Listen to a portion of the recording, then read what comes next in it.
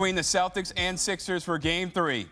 Under 30 seconds to go. Jason Tatum killing the hearts of Sixers fans everywhere. Once again, letting everybody know I'm that guy. 3 of his 25 points as Boston wins 108-100 to get Game 3 and improve to 2-1 in the series. And they are 48-5 when leading the best-of-7 series at 2 games up on 1 game, 2 games to 1. And get this, they made 20 threes, okay? They're now 9-1 all-time when making 20 or more threes in the postseason. And Tatum, yeah, the dagger once again.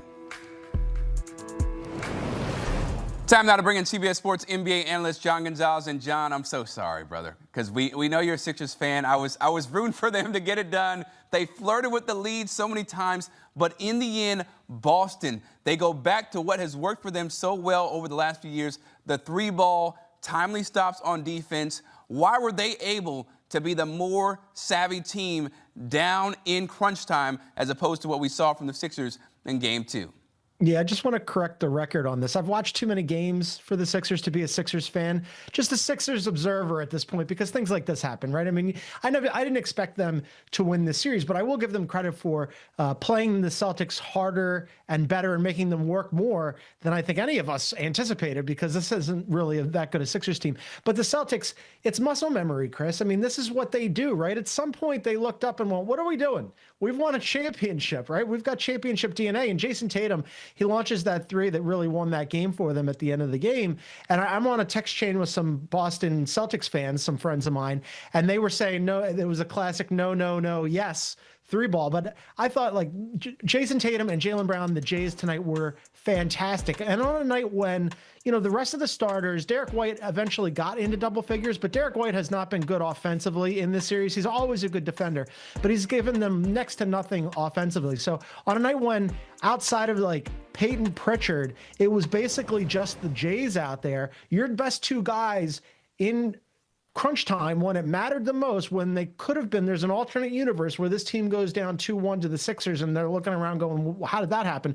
Those 2 guys, Jason Tatum and Jaylen Brown, won. No, we're too good for this. We're going to have a better shooting night than we had in Game 2. And they did. They shot 43% from deep. That was really the difference maker for the Celtics, but especially the Jays just decided that they were going to take that game over. They were like, yo, we won a championship before together.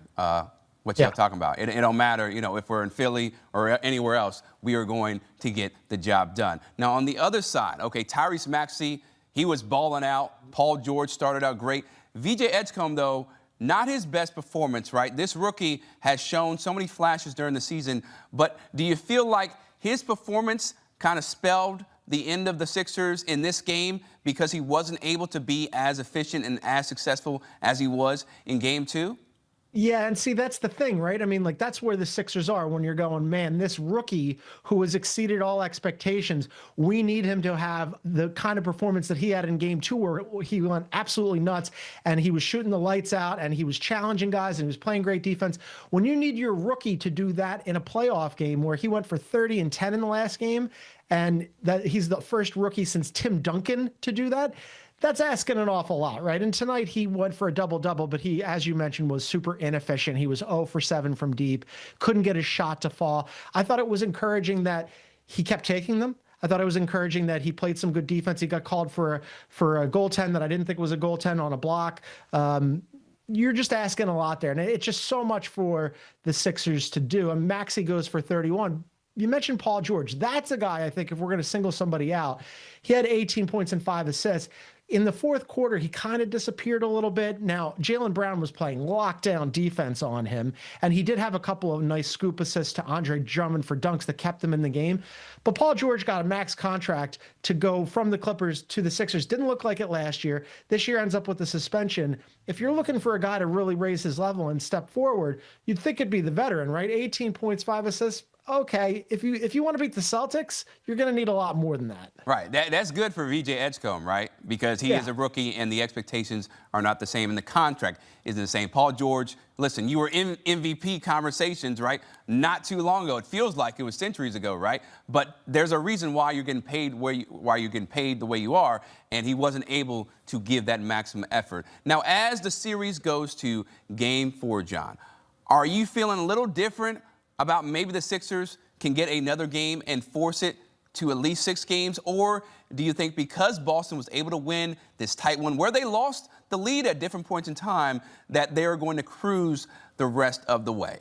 Yeah, I thought they were going to cruise in the series anyway. I had it as a sweep, and that the Sixers won a game at all is surprising, and it's super surprising that they won a game in Boston. If I was going to say they were going to win a game, steal one, maybe a gentleman's sweep, I would have anticipated it would be games 3 or 4 in Philadelphia where the crowd would be behind them, and they were tonight.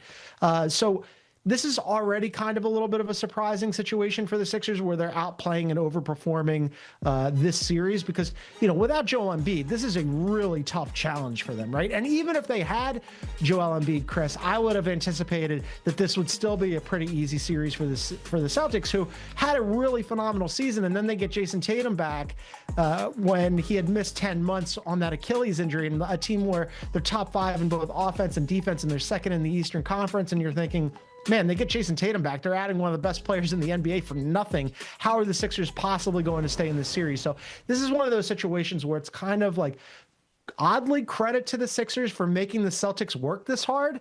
And I think when this is over and the Celtics move on, and they're going to, that you look at it and go, all right, they didn't win, but they did better than a lot of people thought that they would. And also that backcourt of Maxey and Edgecombe, especially Edgecombe, gets his feet wet in the playoffs, figures out what it's about, has some good performances, maybe some performances that he would like to do better, like tonight, but just something to build on moving forward is, I guess, as much as you could really ask for the Sixers. Do you expect VJ and Tyrese Maxey to be the future backcourt for the Sixers for like 5 to 10 years plus? Is that what you're envisioning when you see the product that they put on the floor? Yeah, absolutely. I mean, like, to the extent that there's any highlights from this season, and it's tough in a year when Joel Embiid again suffers not an injury, but a health issue with appendicitis right before the postseason, and you're thinking, well, he could be healthy. What would that look like in the postseason? That's never going to happen. And again, Paul George just really hasn't been the max money guy that they anticipated that he would be. Better season this year, for sure, than he had last year, but still not the guy that you really thought could maybe elevate you into an Eastern Conference contender. Those two guys, though, in the backcourt, Maxey and Edgecombe on the same timeline, essentially, age-wise. They're both super dynamic. Edgecombe really has exceeded all of my expectations this season. I think it might have been Al Harrington who was saying that, like, he kind of has a little Russell Westbrook in him, and that he's fearless, right? And you love that about him, and he plays defense. So yes, those two guys are the bright spot, and they're not only the future, Chris, they're the present, right? Because you don't know what you're going to get out of Embiid basically ever.